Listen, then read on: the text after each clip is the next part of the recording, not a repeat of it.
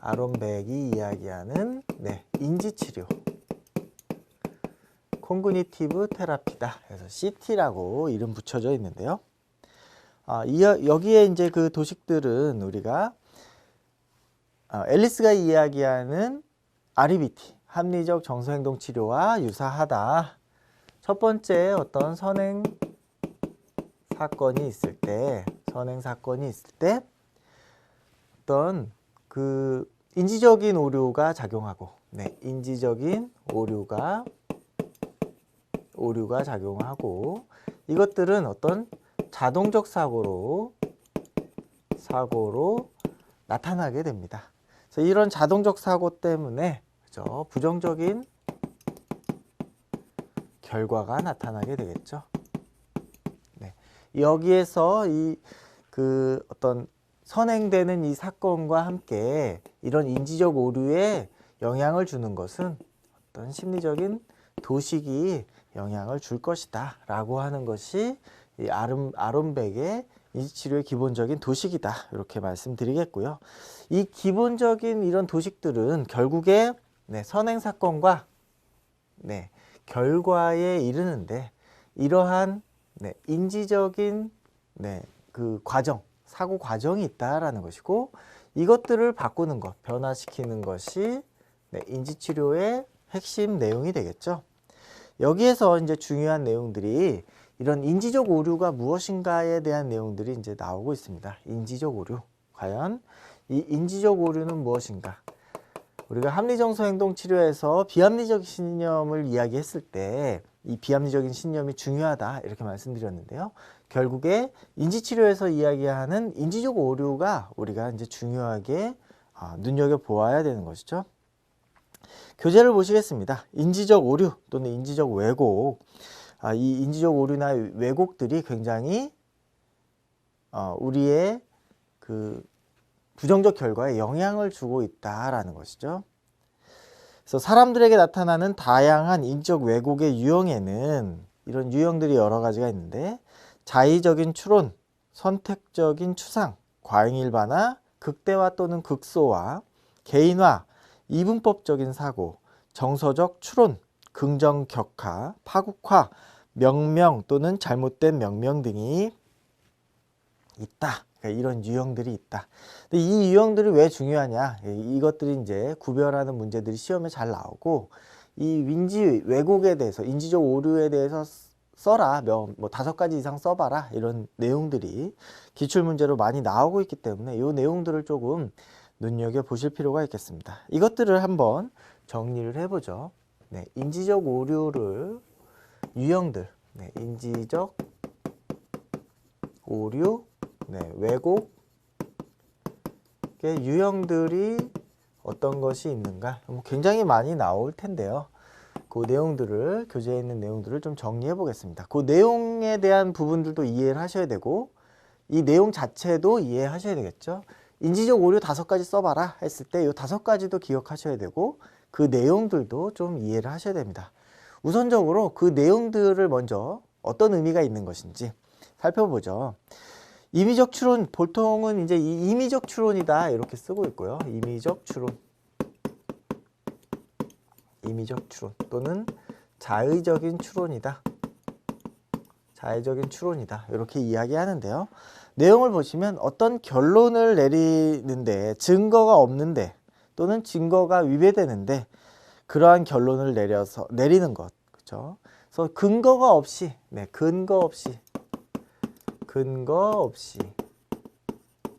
결론 내리기, 이렇게 정리하시면 되겠죠. 두 번째로 나타나는 인지적 오류의 유형은 선택적 추상이다. 선택적인 추상이다.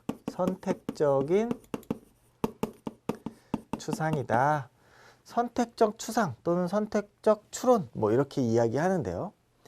정신적 여과라고도 부른다. 어떤 상황에서 부정적인 측면들에 초점을 맞추고 그들만을 강조해서 전체 상황을 부정적으로 결론 내리는 것. 그렇죠? 이것들은 우리가 정신적 여과라고도 한다. 정신적 여과.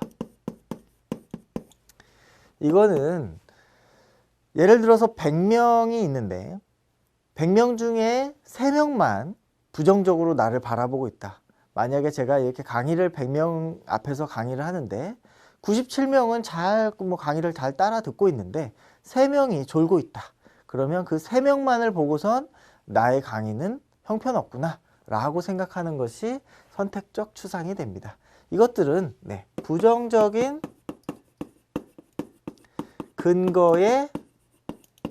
근거에만 초점 맞춰서 부정적으로 결론 내리는 것. 부정적 근거에만 초점 맞춰서 부정적 결론을 내리는 것이다. 긍정적 결론들에는 관심을 갖지 않고 부정적인 근거에 대해서만 초점을 맞추는 것이다. 이것이 선택적 추상. 세 번째로 나오는 유형이 이제 과잉 일반화다. 과잉 일반화다 이런 얘기들은 우리가 보통 사회적인 뉴스 이런 데서도 많이 나오는 내용이죠. 과잉 일반화다. 이거는 한두 개의 어떤 고립된 사건의 근거에서 일반적인 결론을 내리고 있는 것이다. 그죠? 한 가지 근거가 아예 없는 것은 아니지만 너무 빈약한 근거인 것이죠. 그래서 너무 일반화시킨다. 한두 가지의 사건만을 가지고 일반화시키는 것을 말합니다. 예를 들어서 평소에 자신을 배려하고 도와주던 배우자가 어떤 때에 한번 배려를 해주지 않았다고 자신에게 자신을 사랑하지 않는다라고 일반화시키는 것이죠. 그래서 이것도 과잉 일반화에 대해서도 내용들을 좀 요약해 보시면 결국에 너무 적은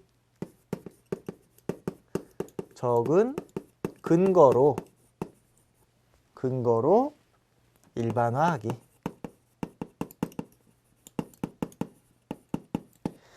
일반화하기에는 너무 적은 근거인 거죠. 그래서 한두 가지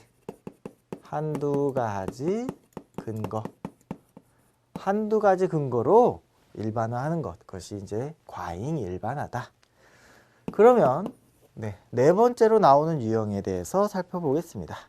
극대화, 과대평가 또는 극소화, 과소평가다. 과대평가, 과소평가하는 것이 극대화, 극소화다. 한 개인이나 경험이 가진 특성, 이것의 한 측면을 그것이 실제로 가진 중요성과는 무관하게 과소평가하거나 과대평가하는 경우가 극대화와 극소화다. 이처럼 불완전한 점들은 극대화하거나 좋은 점들은 극소화하기 때문에 자신이 내담자가 자신을 부정적으로 생각하게 된다라고 하는 것이죠. 그래서 극대화, 극소화. 얘는 부정적인 것 과대평가. 긍정적인 것 과소평가. 이렇게 정리를 하시면 되겠죠. 부정적인 거는 너무 크게 생각하고 긍정적인 건 너무 작게 생각하고 이런 거. 그래서 아이가 잘하는 부분들이 있는데 잘하는 부분들은 너무 과소평가하고 아이가 하나 잘못하면 그건 너무 과대평가해 가지고 그것들을 너무 심각하게 생각하는 그런 것들이 있을 수가 있겠죠. 다섯 번째 유형들을 좀 살펴보겠습니다. 다섯 번째 유형은 이분법적 사고이네요. 절대적 사고 이렇게 이야기하고 흑백 논리다 이렇게 이야기합니다. 모든 경험을 한두 개의 범주로만 생각하는 것, 흑백 논리로 현실을 파악하는 것, 완벽주의 이런 것들이 여기에 해당한다. 완벽하지 않으면 모든 것이 잘못됐다고 생각하거나 순수하지 않은 것은 더러운 것이다. 이렇게 뭔가 절충점이 없고 융통적이지가 않고 경직된 그런 사고들을 나타내는 것이죠. 이분법적 사고. 이분법적 사고, 이거는 흑백 논리다. 모든 상황을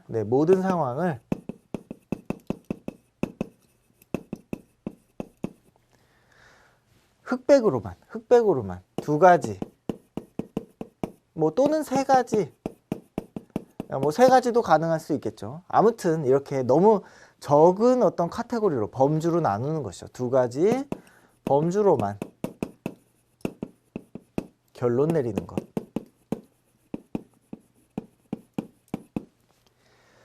그래서 흑백 논리에 해당한다. 모든 상황을 두 가지 상황으로만 이거 아니면 이것 이런 식으로만 완벽주의적인 사고가 포함될 수가 있겠다. 다음으로 우리가 여섯 번째 유형을 살펴보시면 긍정격하가 있는데요. 긍정격하. 자신의 긍정적인 경험을 격화시켜서 평가하는 것이고 내담자의 긍정적인 경험을 감소시키거나 그것을 부정적인 경험으로 전환하면서 모순되는 증거에도 불구하고 왜곡된 신념을 유지할 수가 있다. 여기에 이제 선택적 추상하고 다른 점은 부정적인 점에 초점을 맞춘다기보다는 긍정적인 것을 무력화시키는데 이 긍정격하가 조금 차별화된 내용이다 라는 내용입니다. 여섯 번째, 긍정격하.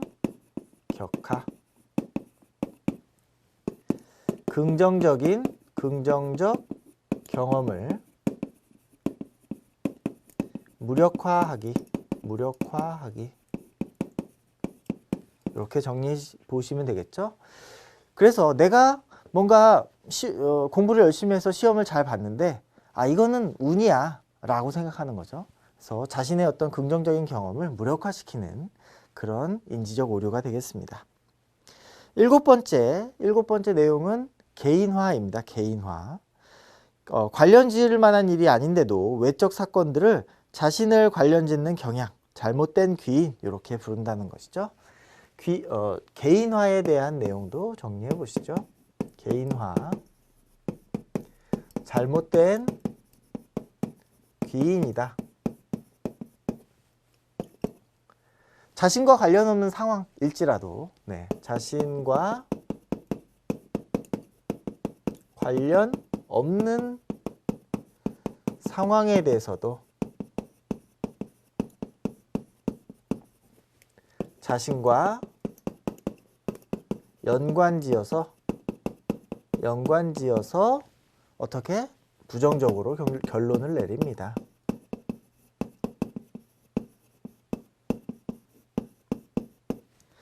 화장실을 갔다가 왔는데 막 웃고 있으면 그것이 나의 이야기다라고 하는 것, 나를 비난하거나 나를 더 욕하고 재밌게 조롱하는 것이다라는 근거가 없음에도 자신과 관련이 없는 상황인데도 불구하고 저 사람들이 나를 비웃는 거야 라고 생각하는 거, 자신과 연관지어서 부정적인 결론을 내리는 것이 바로 개인화가 되겠죠.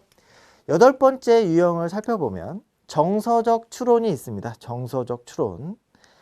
정서적 추론이라는 것은 잘못된 양상은 정서적 감정의 왜곡으로 보여지지 않고 현실과 진실의 반영으로 여겨지는 것이다. 이 말이 무엇이냐면 어떤 상황에 무슨 어떤 그 사실적인 근거가 있는 것이 아니라 자신의 기분이 뭔가 불유쾌한 상황이라면 그것들을 근거로 부정적인 결론을 내리는 것을 정서적 추론이다.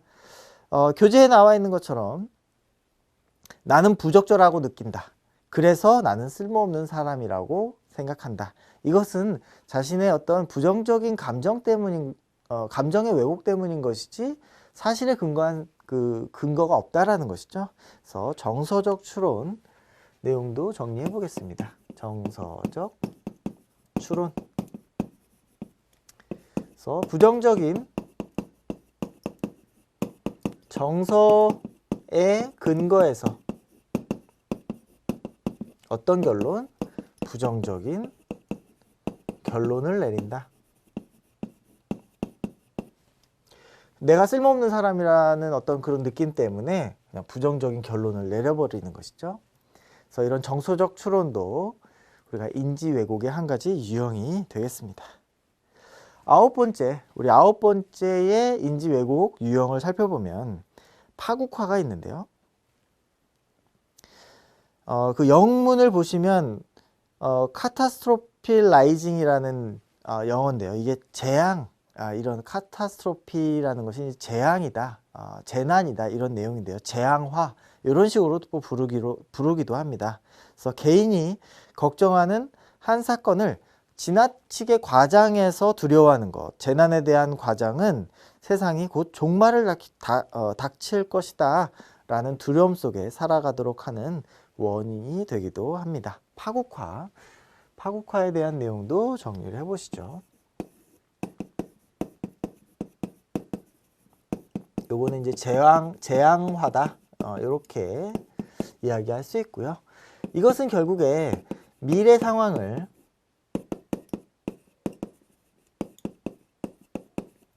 과도하게 부정적으로 생각하는 것.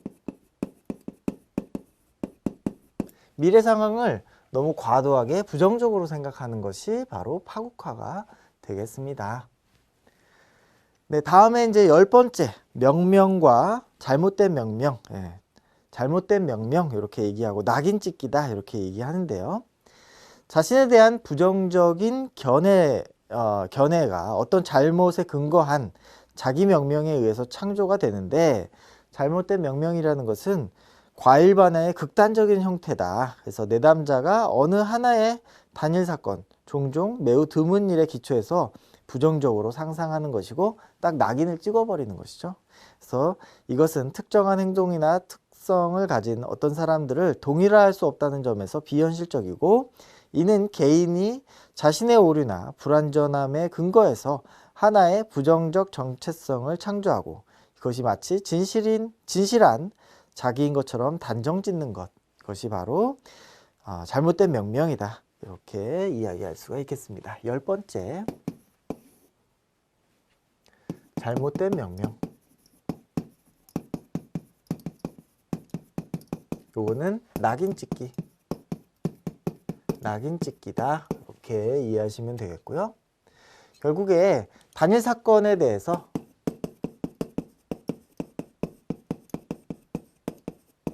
부정적 단서로 낙인 찍는 것, 그죠? 부정적 단서로 명명하는 것, 명명하기. 그 단일 사건에 대한 어떤 경험 또는 어떤 그 감정들을 어떤 하나의 근거로서, 그래서 이것들은 이제 과도한 일반화의 하나의 특수한 형태가 될 수 있겠습니다. 여기에 이제 10가지의 우리가 이제 인지 왜곡, 인지 오류 유형에 대해서 살펴보았는데요. 이 내용들은 여러분들이 이 내용을 보셨겠지만은 결국에 인지적 오류라는 것은 프로세스 상의 결론을 내리는 과정 속에서 어떤 에러와 같다는 것이죠. 그래서 판단을 내리는 어떤 우리의 사고 과정이 있는데, 이 상황에 대한 지각을 통해서 결론을 내리는 어떤 그 과정 속에서 우리가 볼 수 있는 추론 과정의 어떤 왜곡이다, 오류다, 에러다 이렇게 볼 수 있는 것이죠. 그래서 이런 오류들은 에러와 같다.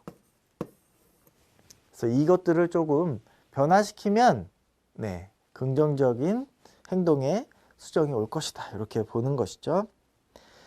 니은에 거기 이제 그림에 교재 이제 도식에 대한 내용들이 나와 있고요. 그 내용도 살펴보시고, 니은의 상담 방법이 나와 있습니다. 인지치료의 목표는 내담자가 보다 건설적이고 목표지향적인 활동에 참여하고 자신의 능력에 대한 부정적이고 역기능적인 사고를 변화시키는 것이다. 목적은 결국에 이거 바꾸는 것이죠. 인지적 오류, 자동적 사고를 바꾸는 것이 목표가 될 것이다. 이게 바로 목표이다. 치료 초기에는 비교적 인식하기 쉬운 부정적 자동적 사고에 초점을 두어서 이러한 자동적 사고를 식별하고 평가하고 수정할 수 있도록 돕고, 역기능적 사고의 기초가 되고 있는 신념체계, 핵심 믿음 체계로 치료의 초점이 이제 점점 가게 되겠다. 그래서 인지적 오류, 자동적 사고와 인지적 오류의 그 기저에는 핵심 신념이라는 것이 있다라고 보는 것이고, 이 도식에서부터, 네, 그래서 도식, 그다음에 중간에 핵심 신념, 네, 그래서 요게 인지적 오류 이런 식으로 이제 간다라고 인지치료에서 이야기하고 있고요. 처음에는 인지적 오류, 이런 자동적으로 생각되는 이 인지적 오류에 초점을 맞춰서 수정을 하고, 이런 핵심 신념을 점점 바꾸고 점차적으로 이런 도식으로 이 깊이를 더해 간다, 이렇게 이해하시면 되겠습니다. 기법이 나와 있는데요. 기법에 대한 내용들은 이런 내용들이 있다 정도로 좀 이해하시면 되겠고요. 특별한 의미를 이해하는 것, 우리가 이제 낙인 찍어놨던, 명명했던 그 부정적인 단서들이라는 것이 정말로 내가 어떤 특별한 의미를 부여했다라는 것을 이제 인식하게 되는 것이고, 절대성에 도전하는 것, 절대성에 도전한다는 것은 이것이 절대적으로 이런 파국화되는 것이냐, 또는 이게 절대적인 어떤 그 부정적인 단서인 것이냐라는 것에 이제 도전한다라는 의미에서 절대성에 도전합니다. 절대성에 도전한다는 것은 우리가 0과 1만 있는 것이 아니라 0에서부터 10까지 있을 때 지금 이 상황은 어느 정도로 부정적이냐라고 하는 그런 식으로 절대성에 도전하게 되겠죠. 재귀인이라는 것은, 이 귀인이라는 것이 뭐냐면 결국에 원인이라고 생각하는, 이런 부정적인 사건의 원인이라고 생각하는 그 내용이 이제 귀인이 되겠는데요. 예를 들어서 이 상황이 이런 어떤 인지적 오류를 통해서 부정적으로 결론이 내려졌다면 그것이 나의 탓이었는지, 그래서 내가 너무 부정적으로 생각하게 되었는지, 나의 책임으로 귀인이 됐던 것을 상황이라든지 다른 어떤 그 대상에게 귀인을 하는 것, 그죠? 이게 내 잘못이 아니라 그 상황 때문에 어쩔 수 없었던 것이다라는 것을 인식하게 되면 아무래도 조금 우울감에서 벗어날 수가 있겠습니다. 그런 방식으로 이 원인이 되는 그 대상들을 조금 바꿔보는 것도 필요하겠죠. 인지적 왜곡을 명명하기, 내가 자주 사용하고 있는 인지적 왜곡에 이름을 붙여가지고 또 그런 인지적 왜곡이 계속 출현하고 있다라는 것을 인식하게 되겠고요.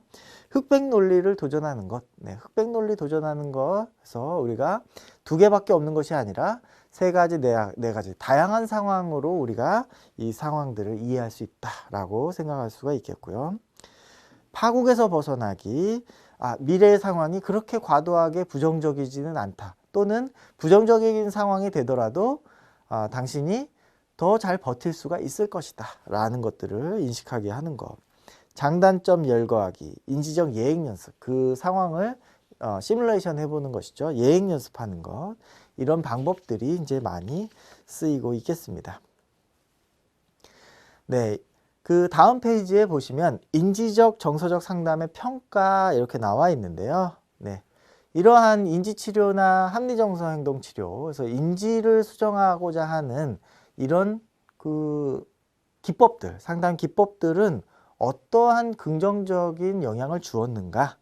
교재에 보시면 인간의 인지 또는 신념이 부적응의 원인이라고 전제했다. 그래서 실천 과정에서 이에 대한 통찰의 중요성을 강조했다라는 것이죠. 이런 인지적 오류 또는 REBT에서 얘기하는 비합리적인 신념,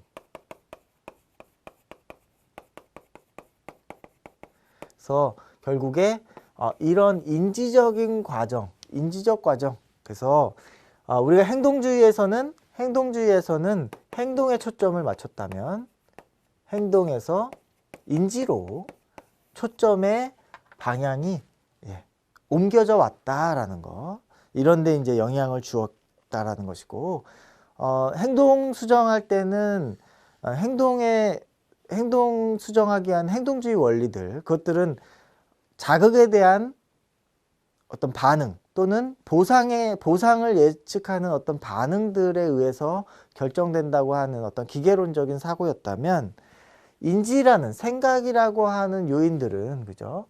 통찰이 중심이 돼야 된다라는 것을 강조하게 됐다는 것이죠.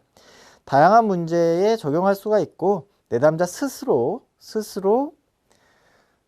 인식할 수 있다. 생각이라는 거. 그래서 스스로의 삶에 대한 책임과 참여를 강조했다. 교육을 통한 능동적인 변화 방법을 제시했다. 그래서 이런 인지적인 접근에서는 나의 어떤 잘못된 사고들을 스스로 깨닫고 그것들을 자꾸 수정해 나가는 어떤 그 진행 과정들을 이제 중요하게 생각하게 됩니다. 그럼에도 불구하고 이런 그 인지정서적인 상담이 부정적인 영향, 제한점들은 무엇이 있을까? 교재를 보시면 가해, 인지구조의 불합리한 신념을 분석하는 것이 지적 수준이 낮은 분들에게는 조금 어렵다라는 것이죠. 그리고 현실감이 없는 내담자에게는 효과를 기대하기가 어렵다.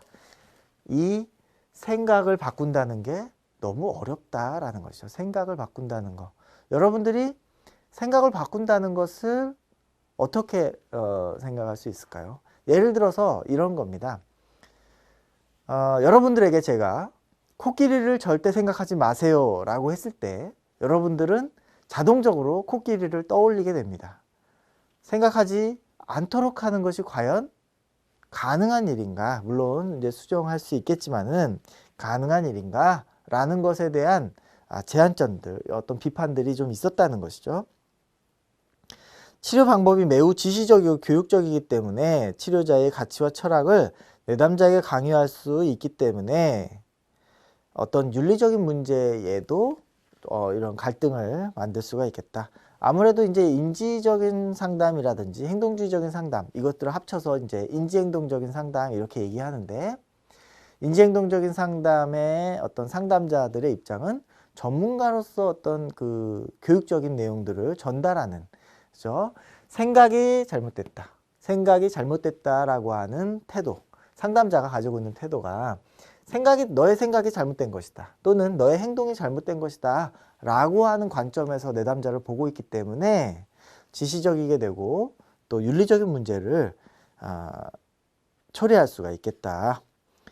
다의 인지와 신념에 대한 강조는 자칫 사건 자체의 중요성을 간과할 수가 있고 빈곤, 박탈, 학대, 차별 이런 것들 이런 내용들이 인간 행동에 영향을 미칠 수 있다는 점을 간과할 수가 있다. 그렇죠? 외부적인 어떤 환경적인 요인 때문에 이렇게 될 수밖에 없다라는 것을 간과하게 될 수가 있겠죠. 그래서 개인의 책임에 대해서 너무 너무 이제 개인의 문제들을 인식하게 되는 그런 내용이 될 수가 있겠습니다.